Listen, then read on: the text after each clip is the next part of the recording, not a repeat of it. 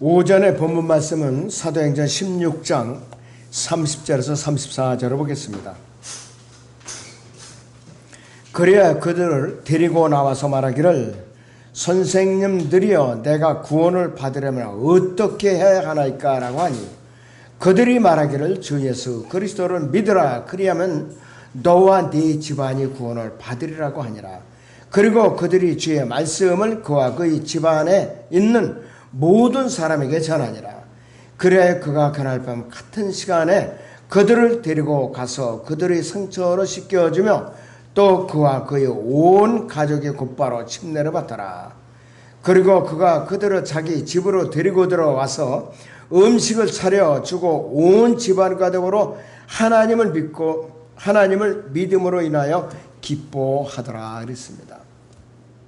오전의 제목은 세상에서 가장 절실한 질문입니다. 구원을 받기 위한 유일한 조건은 빌립보 간수와 같은 가장 간절한 질문과 외침의 마음의 자세를 갖추는 거예요. 이런 사람들은 틀림없이 구원을 받아요. 빌립보 간수와 같은 간절한 마음으로 선생님들이여 내가 구원을 받으려면 어떻게 해야 하나이까라고 부르짖었을 때에 그와 그의 온 가족이 다 구원을 받았어요. 그런데 복음을 전하다 보면 구원 상담을 하다 보면은 상담자보다 더 박사예요. 성경이 더 박사예요. 앞서 나가요. 몇 발짝 앞서 나가서 따져 묻고 질문을 하고 깐죽이고 빈정된다 이거예요. 그런 사람들은 구원받을 수가 없어요. 마귀가 쓰는 거거든요. 그 사람의 머리를. 차라리 아예 성경을 모르거나 또 마음의 때가 묻지 않았으면은 구원을 받기가 쉬울 텐데 너무 마음에 영적인 낙서가 잔뜩 되어 있는 거예요. 그걸 다 깨끗하게 지워내기 전에는 그 사람은 주님을 영접할 수가 없다. 거듭날 수가 없다. 결론은 그겁니다. 이 빌립보 간수와 같이 마음이 순수하고 낙서가 되어 있지 않고 세상적인 때가 묻지 않은 그러한 사람들이야말로 구원을 받을 수가 있는 거예요. 자, 내가 구원을 받으려면 어떻게 해야 하나이까? 이 첫째 질문에 이 질문은 가장 절실하고도 실제적인 질문입니다. 모든 인간이 세상에 창조된 이후에 모든 인간이 해온 질문 중에서도 가장 절실하고도 실제적인 질문입니다. 이 질문만큼 가장 절실한 질문이 없어요. 모든 사람이 반드시 죽게 돼 있어요. 무덤에서 사람을 구해낼 수 있는 유일한 방법은 뭐냐? 하나님의 말씀의 능력으로 무덤에서 다시 일으켜 세우는 거예요. 이것이 바로 휴거라 이것이야. 그래서 하나님의 은혜로 거듭난 죄인에게만 부활이 가능하다. 이 세상에는 우리 주변에도 성경 박사들이 너무나도 많아요. 지금 너무나도 많이 쌓여 있어요. 제가 어느 직장에 20년간 근무한 적이 있어요. 산 꼭대기에 TV 이제 송신소에 있었는데 나이가 그때 제가 30대거든요. 그 사람은 이제 40대 후반이에요. 성경에 대해서 박사야 박사. 너무나도 성경 구절을 잘 들이대는 거예요. 그런데 저도 솔직히 말해서 그때는 구원받기 전이에요. 아무것도 모르는 상태예요. 그 사람은 성경을 또 강론을 해요. 또 직원들한테. 그런데 가만히 보니까 그 사람은 구원받지 않은 사람이에요. 세상적으로도 지식도 많고 성경 지식도 많은데 그 사람이 거듭나지 않은 사람이더라고요. 그래서 별명을 조박사라고 그랬어요. 조박사. 너무나도 많이 아니까. 근데 제가 그 사람을 겪은 지만은 이 근래에도 성경 박사들은 너무나도 많아요. 유튜브 방송 들어보면은 설교를 아주 잘해요. 그런데 진리의 말씀에 근거한 설교가 아닌데 말씀을 그렇게 현혹하는 설교를 잘하고 구수한 설교가 그렇게 많이 나오는 거예요. 과연 그 사람들이 그 메시지의 중심이 생명력 있는 거듭난 설교인가 이거예요. 그렇지 않은 설교가 수두룩하게 많아요. 그걸 여러분들이 구별을 잘해야 돼요. 잘해야 돼요. 하루에 주일날 예배 출석하기 전에 설교를 몇 편씩 듣고 나오는 사람들이 있어요. 많이 있어요. 그런데 그 사람들이 성경은 많이 알기는 아는데 섬김이 없어요. 또 남한테 복음을 안 전해. 그 특징이. 근데 그 사람들이 몇 년 후에 보면 그 교회에서 얼굴이 안 보이는 거예요. 딴 교회로 가 있어요. 그러니까 이 교회 저 교회 설교를 들으러 그 사람들은 순례를 하고 있는 거예요. 뺑뺑 돌아가면서. 아무 섬김도 없어요.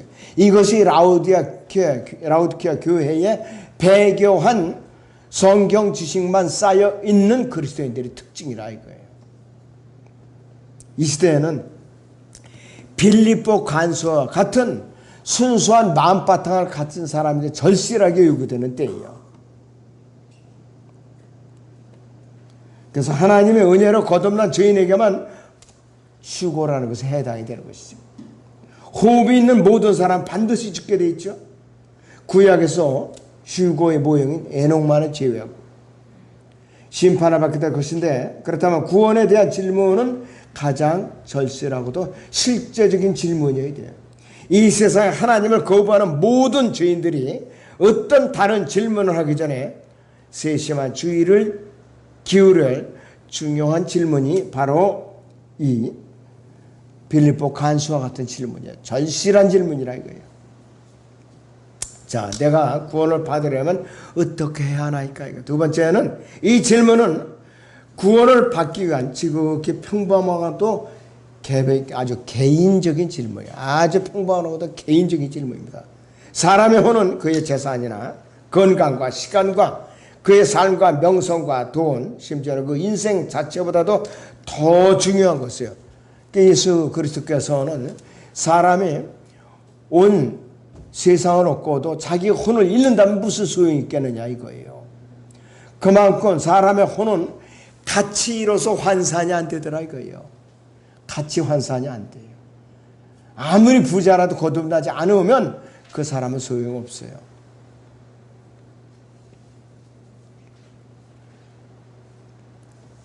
그래서 영원히 살아계신 하나님께서 자신의 혼에 얼마나 큰 가치를 부여하시는지 알기 전에는 하나님과 어떠한 관계도 올바로 맺을 수가 없더라 이것이요. 이 말은 자기 자신이 지은 모든 죄들을 하나님과 개인적으로 해결을 봐야 된다는 거예요. 하나님께 해결을 봐야 돼요. 요한복음 12장 48절을 보지요. 여러분들 성경 요한복음 12장 48절을 보겠습니다.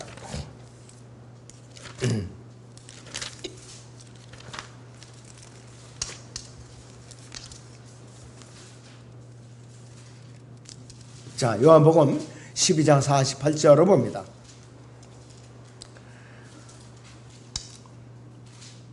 나를 거절하고 내 말들을 받아들이지 아니하는 자는 그를 심판할 이가 있으니 곧 내가 말한 그 말이 그를 마지막 날에 심판하리라고 그랬어요.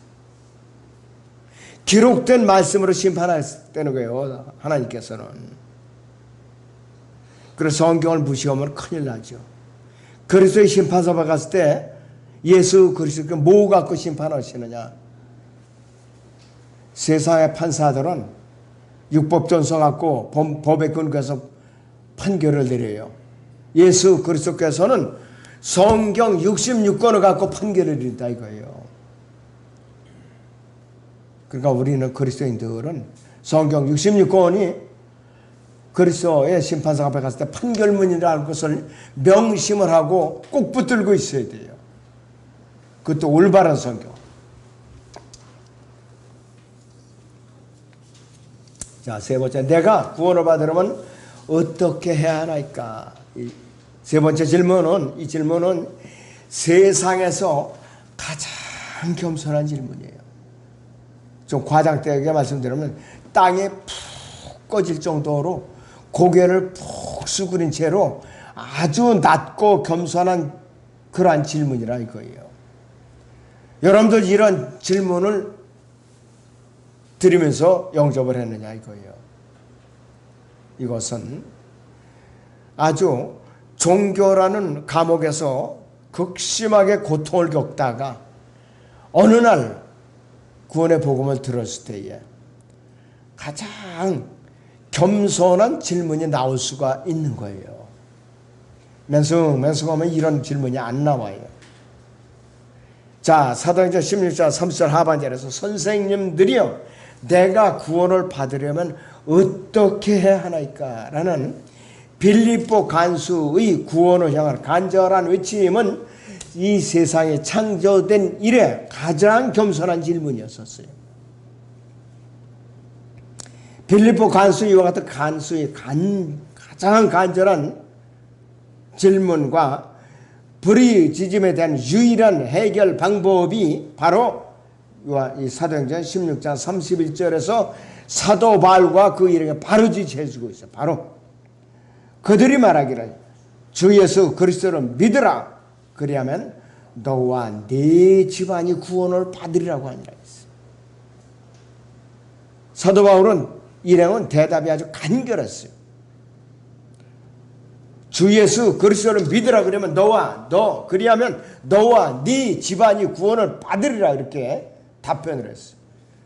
바울의 대답이 너무나도 간단했어요. 바울의 대답은 모든 시대에 교만하고도 위선적인 자들에게는 항상 받아들일 수가 없었어요. 앞으로도 그럴 거예요. 이 세상이 멸망할 때지 여전히 그럴 거예요. 누군가를 믿는다는 것은 그를 완전히 신뢰하고 그에게 자신을 완전히 내어 맡긴다는 거예요. 여러분들 누가 암에 걸렸다고 그래요. 암사학이라고 그래요. 수술하게 돼 있다. 그러면은 의사에게 믿고 맡기지 않으면 수술을 받을 수가 없어요. 이 사람 수술 잘못해서 내가 죽으면 어떡하지? 깨어나지 못하면 어떡하지? 이런 의심을 품으면 그 사람 수술을 못 받아요. 아무리 유명한 의사라도. 그러면 이제 의사가 수술실에 들어가면은 환자를 이제 마취사가 마취를 시켜요. 그래갖고 이제 상태를 이제 카운트 해가지고서 마취가 됐다면 그때부터 이제 그 간호원들이 옆에서 이제 도구들을 딱 집어주면서 대기하고 있죠. 집도기가 이제 배를 가르고 수술을 한다 이거예요. 그거를 만약에 환자가 상상을 하고 무섭다 끔찍하다면 그 사람은 수술을 못 받는 거예요.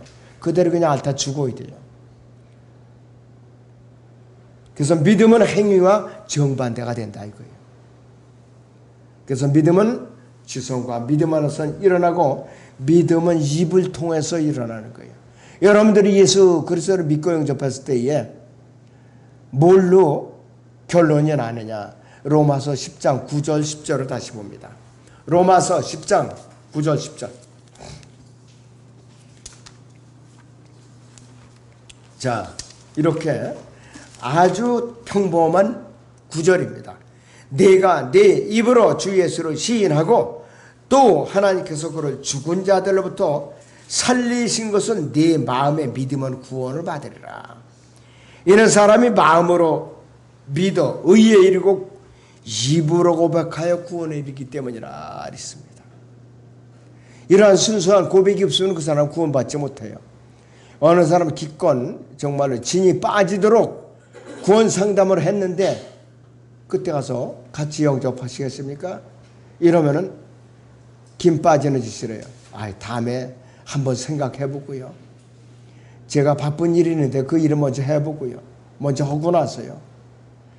그 다음에 제가 무슨 목표가 있는데 그걸 먼저 이루고 나서 영접을 하죠. 그 사람에게는 이제 다시는 기회가 없어요. 어느 날 그 사람은 갑자기 눈을 떠보니까 죽어서 지옥에 가 있는 거예요. 구원은 당장 즉시 받아야 되는 거예요. 당장 즉시.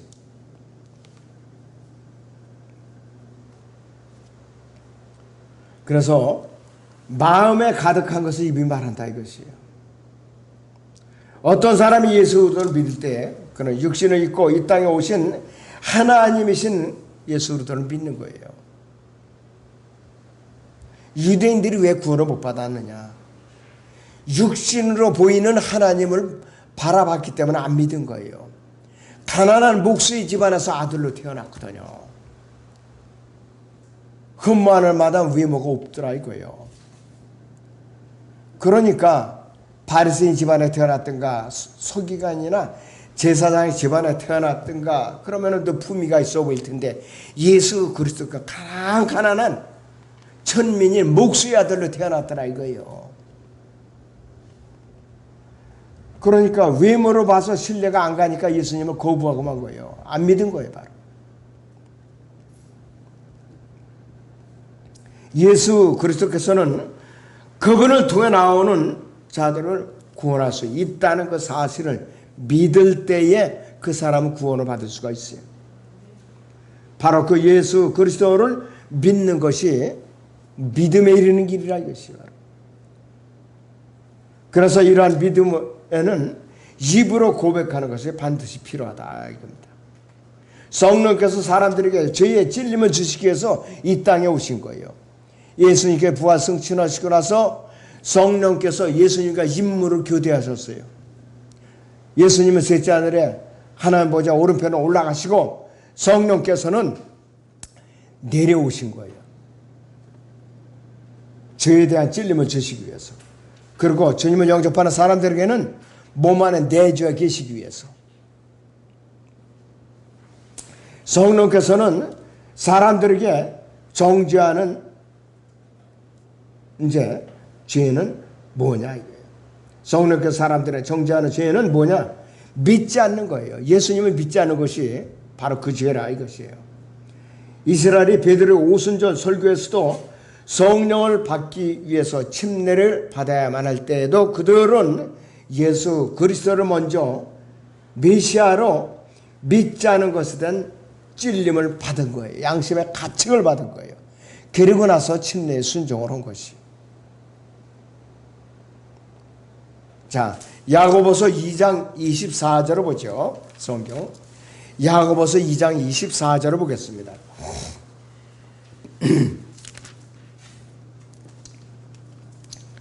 이제 그리하여 이제 너희가 알거니와 사람이 행함으로써 의롭게 되는 것이요 믿음으로만 되는 것이 아니니라 이랬죠. 이것을 교회 시대에 그대로 적용시키면 큰일 나요. 흩어진 12지파에게 적용되는 교리입니다. 이것이 대환란 때 적용되는 교리예요. 이것이 바로. 자, 의로워지기 위해서 자신의 행위를 의지해서 자신이 진정한 그리스도인임을 증명하기 위해서 자신의 행위를 의지하는 사람이 교회 시대에 있다면은 그 사람은 지옥에 갈 사람이에요. 대환란 때 해당되는 교리입니다. 자신이 하는 일이 자백이나 회개나 믿음, 자 그리스도께서 세우신 교회에 다니는 것, 침례, 끝까지 견디는 것 해당하는 이 사람도 결국은 어디 가느냐? 종착역은 지옥불에 가는 거예요.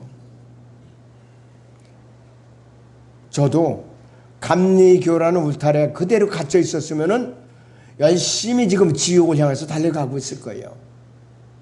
직분을 받았겠죠, 지금 나이면은.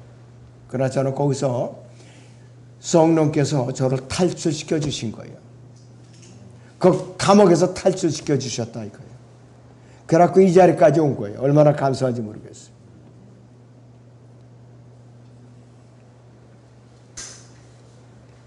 빌립보 간수는 침례를 받기 전에 먼저 믿었어요. 먼저.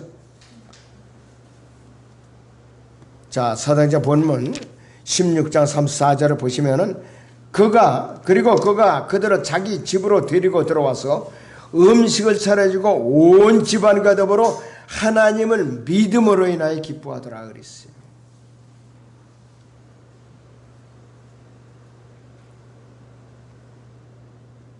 바울은 여기서 여기서 침례받으라는 소리를 하질 않았어요. 일처하질 않았어요.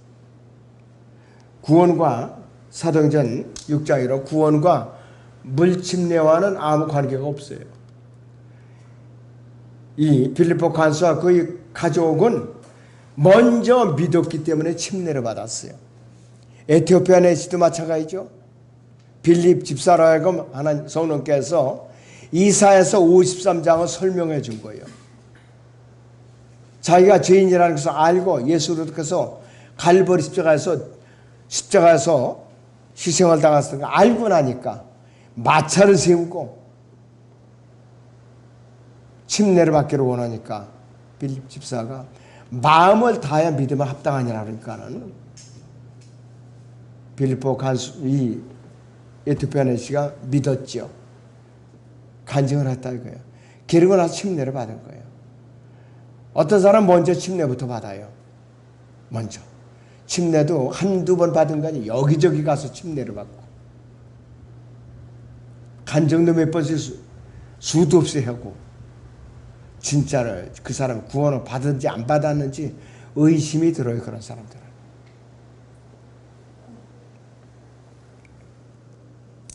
사도 바울은 아무도 여기서 회개하라는 말을 듣지 않았어요. 이 빌립보 간수의 가정은. 본문에서는 34절에서 온 집안과 더불어 하나님을 믿음으로 이랬어요.